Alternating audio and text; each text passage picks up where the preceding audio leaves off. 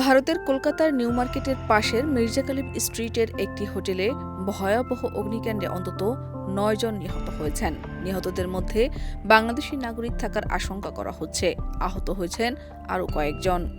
১৮ August দিবাগত রাত ২টার দিকে হোটেলটিতে আগুন লাগে বলে জানিয়েছে পুলিশ। পরে ৩টার দিকে খবর পেয়ে ঘটনাস্থলে পৌঁছায় দমকল বাহিনী ও পুলিশ। প্রায় ২ ঘণ্টার চেষ্টায় আগুন নিয়ন্ত্রণে আনা হয়।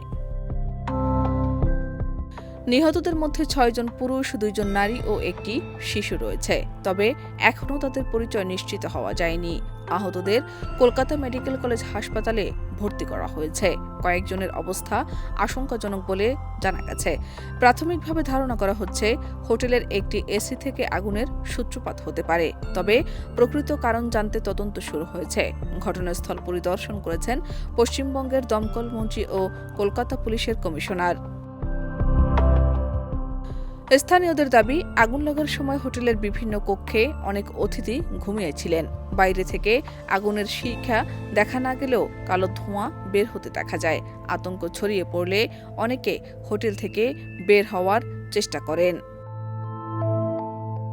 অভিযোগ রয়েছে, হোটেলটির প্রবেশ ও বের হওয়ার পথ ছিল খুবই সংকীর্ণ। এতে উদ্ধার কাজে জটিলতা তৈরি হয়। এখন পর্যন্ত প্রায় ৬০ জনকে উদ্ধার করা হয়েছে।